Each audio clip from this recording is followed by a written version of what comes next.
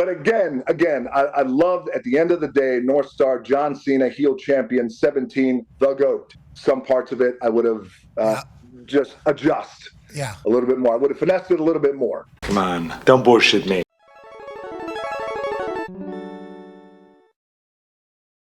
So WrestleMania 41 has come and gone, and The Rock was nowhere to be seen after, the Elimination Chamber. We didn't get much Final Boss. We didn't get any Final Boss. We thought the Final Boss would be there at WrestleMania, but come to find out, The Rock is a lying, narcissistic asshole, which, is anybody surprised by this? And if you're out there fucking white knighting for The Rock, You are one pathetic loser. and you can like The Rock as a performer. I have no qualms about that because although I was never the biggest Rocky fan, I appreciate the work, I respect the work, and the contributions to the business. That's not mentioning anything behind the scenes, because behind the scenes, this guy's an asshole. All right? He's an asshole. Especially now that, he's on the board of, he's part owner of all this shit, and he's, Hollywood, and yeah.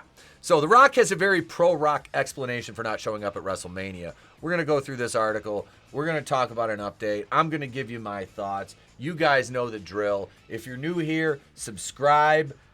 Ding the bell for notifications. We have channel memberships available, which we're kind of retooling everything. And channel members get a stream. And I'm going to be giving you one stream and one video every week, every month, guaranteed from here on out.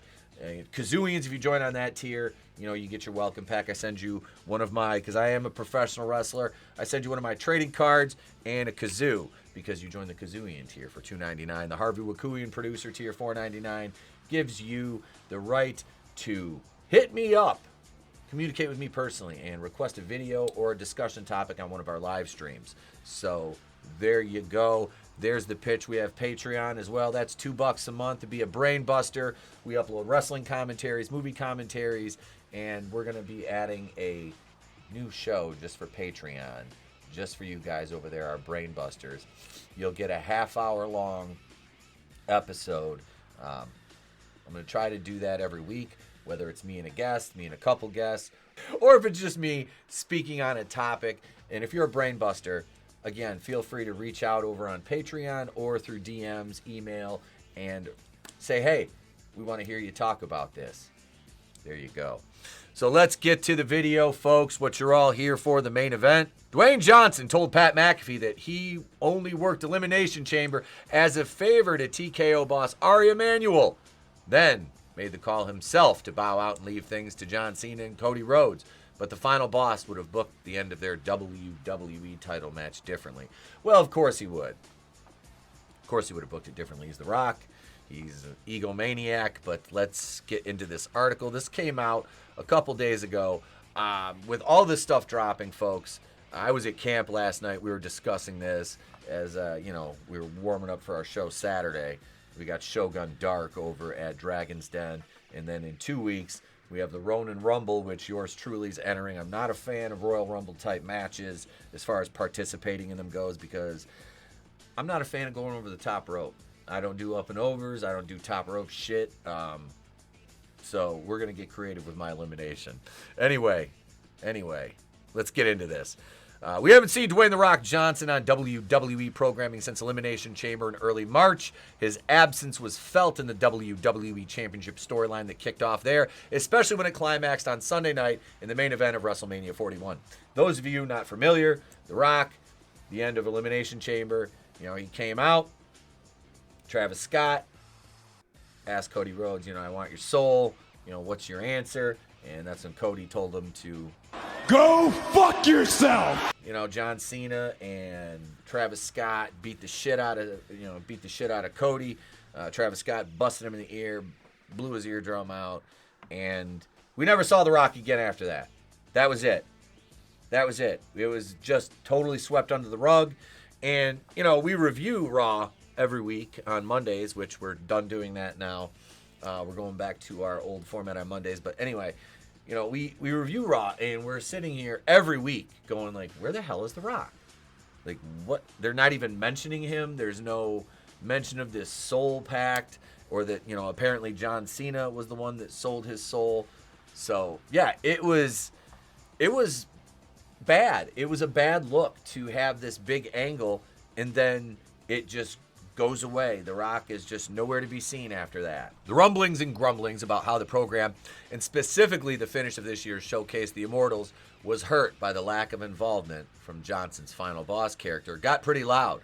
Loud enough they reached Johnson wherever he was making and promoting movies, television, or selling tequila, or face wash, or energy drinks, or clanging and banging, or whatever The Rock does on the 360 or so days a year he's not appearing on WWE television. And remember when The Rock showed up at the debut on Netflix and was basically glazing Cody Rhodes. Oh, Cody, we were drinking, my shitty tequila together. Oh, we were hanging out. We were having a good old time. And everybody's sitting around going like, what? Didn't you ready to kill him at WrestleMania? Huh? Like that was like 8 months ago. What are you doing? Rock appeared via satellite on the Pat McAfee show Tuesday to explain to us why he dropped out of the story after Cena and Travis Scott kicked Cody Rhodes' ass at Elimination Chamber. So right here, The Rock, I can be on Pat McAfee's show, but I wasn't on WrestleMania. And it's kind of funny, McAfee got choked out Monday night on Raw. So Tony and I were just discussing this, and he's like, are they writing McAfee off? College football doesn't start for months. He goes, are they writing McAfee off now? And I'm just sitting there going like, that would be nice. I can't stand Pat McAfee. I can't. I don't like his style. I don't like him standing up and yeeting with Jey Uso to his music. As a commentator, I find that ridiculous. And as somebody who occasionally sits behind the desk, I'm a heel commentator. They don't have a heel commentator. They need a pure heel commentator. All of this, Michael Cole was insufferable after the Gunther thing. I've never heard him sound more just sniveling than he did. Oh, how can we do our... It sounded very like, I don't know, activist. And it sounded whiny, and I don't care, Michael Cole. I don't care. He acts like that's the first time a commentator's ever been attacked. Where was Michael Cole when, Jerry, not Jerry, but, him too, but Jim Ross is getting attacked. Yeah, Triple H. Spare me. First, he had to explain that he was only at the March Premium Live event in Toronto, Elimination Chamber, as a favor to TKO executive, chairman, and CEO Ari Emanuel. The Rock is boys with him. We know he's on the board. He's part owner. This is The Rock's statement. I got a call a month before Elimination Chamber. I get a call from Ari Emanuel, who owns TKO. He said, we need help at Elimination Chamber. Ticket sales, a little slow. But beyond that, what we are finding is it's become the pay-per-view that is interesting. Fans have had fun, but it's also a conduit to WrestleMania. How do we create an Elimination Chamber that people must tune in to see? How do we create that? Right now, we don't have that. Will the final boss show up? I said, let me give it some thought, and I'll get back to you. That's The Rock saying that. So, with this statement right here, The Rock has effectively buried the entire roster. He has effectively buried the entire roster. Ari Emanuel is calling The Rock and telling him, we need help. We have low ticket sales, which, you know what? I'm going to look up the attendance on reported. I just looked it up. Had 38,493 fans, and the event set a new record as the highest grossing WWE event in Canadian history. Largest gate for a pro wrestling event in Canadian history. How much did The Rock bring to that intrinsically? How much did The Rock bring to that? And this whole segment was supposed to happen before the main. It was around the 2 or 3 spot on the card this was going to happen. But it got moved around, obviously. And we know what happened at the end of that. But The Rock saying, let me give it some thought and I'll get back to you. Like, you're just saying that, okay, so everybody we have on this roster, there's nobody that can move the needle except for the 50-plus-year-old Rock. Okay. Now, I'm not saying The Rock isn't a draw at this point, but The Rock is there a couple times a year. He's not there on the road, 280, 290 days a year like the other men and women are. I'm giving them, the benefit of getting like 50-plus days off a year. I don't know how many they get off anymore. But This is a complete narcissist move on the part of The Rock. You're throwing everybody under the bus that works there. That's what you're doing by saying this. By, oh, I'll get back to you. Like, I don't know if it's important enough for The Rock to show up. Of course, you have to feed your ego, Rock. Come on. He said that's when The Rock came up with the idea to ask Rhodes to sell his soul to the final boss, which Johnson believed paved the way for not only Cena's turn, but somewhere down the road, Cody's as well. Beyond that, Johnson's pitch of an angle doesn't make much more sense than the angle itself did. He gives a little more context to the reports. He wanted Rhodes to turn heel, saying, I want your soul, hooked for Elimination Chamber, was also a way to gauge fan interest in Cody playing a villain in the future. This is where it really kicks in. I gave it some thought. I got back to Ari, Triple H, Nick Khan, and we had a call. I said, I have an idea. The most important thing to the final boss isn't money, titles, fame. Been there, done that, grateful for that. The final boss wants your soul. So if titles aren't important to the final boss, then why was it so important that right after Cody won the title, he asked, can I hold it? Can I hold it? Like, nothing makes sense. This is doublespeak. This is absolute doublespeak.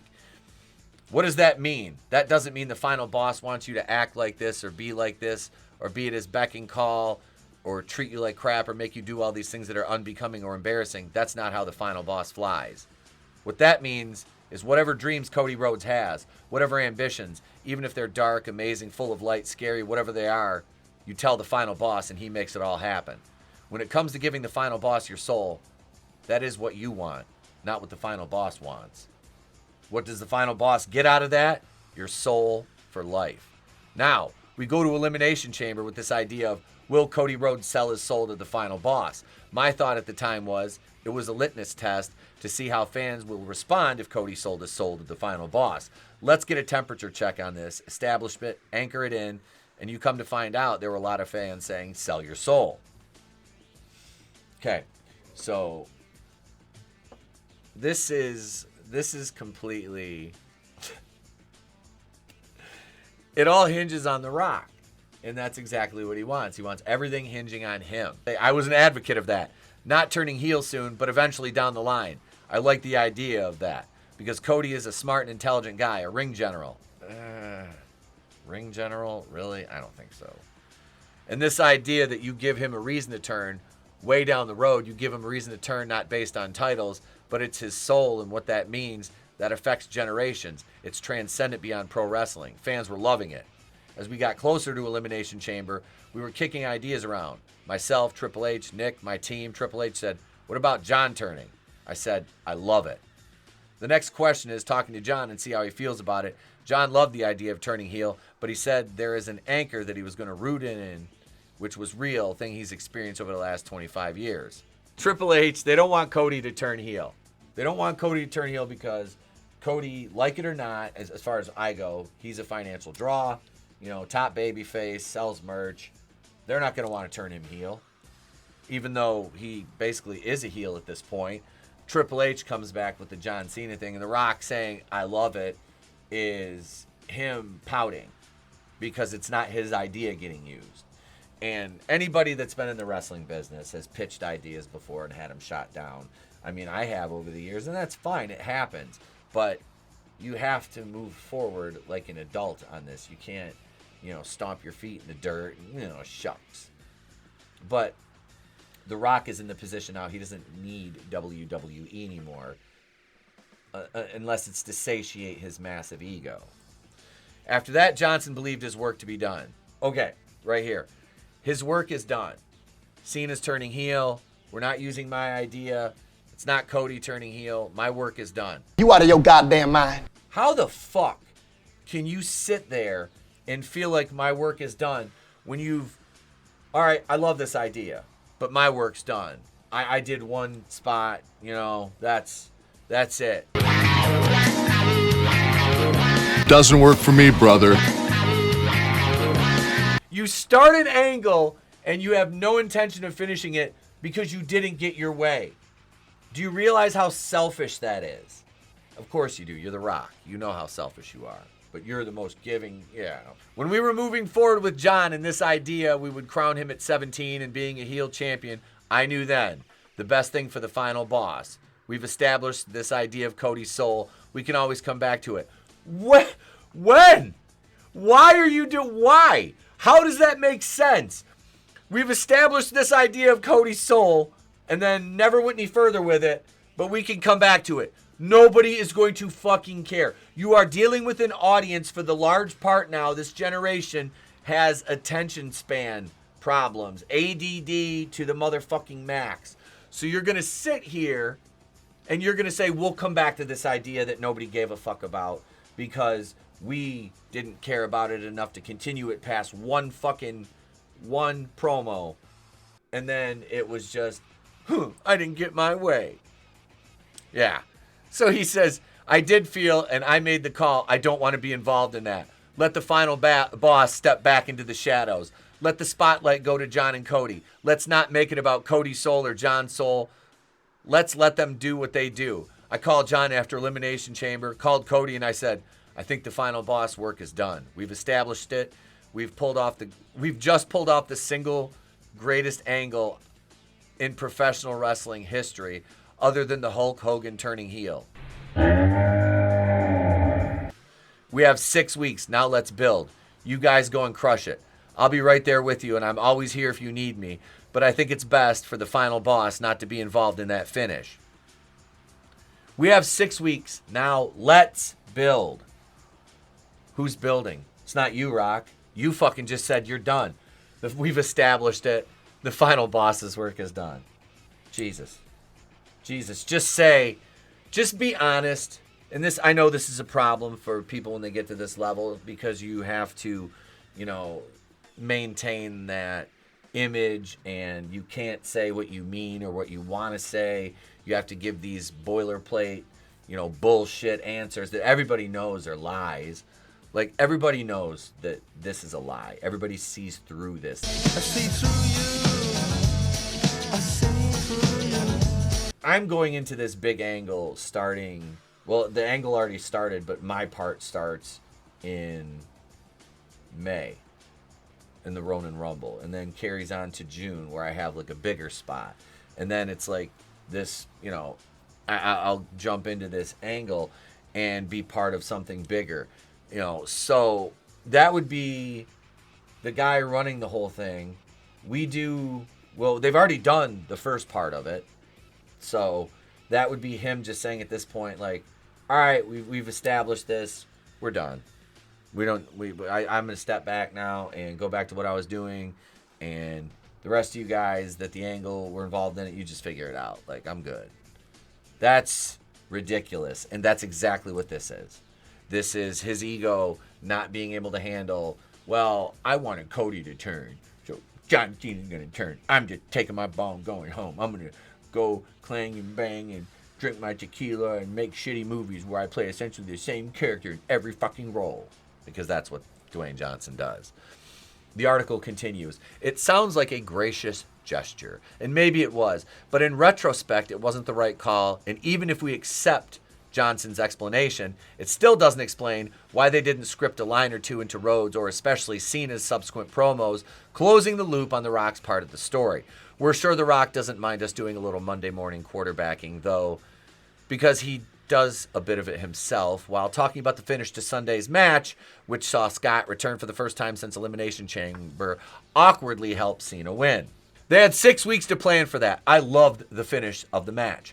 I would have finessed things a little differently on how they got there, but that's just me creatively. Ultimately, the bottom line is, I love John getting 17. I never had a concern about John pulling this off. My thoughts were always to Cody and what we've established with him and his story and the kind of babyface that he is. If done right, finessed right, nuanced right, down the road, that guy not only has an incredible run, again, as a babyface champion, but also as an unheard of run as a heel down the road. Given how he feels about audience feedback, we're sure Triple H loves The Rock's input here. I don't know, folks. I'm not buying this. I gave you my thoughts along the way. To summarize it all, The Rock is full of shit. His ego was hurt because he didn't get his way, so he recoiled and acted like the petulant child that he basically is at 50 plus years old and in a I don't know if he's a billionaire or not, but I mean the 100 millionaire. The guy's rich.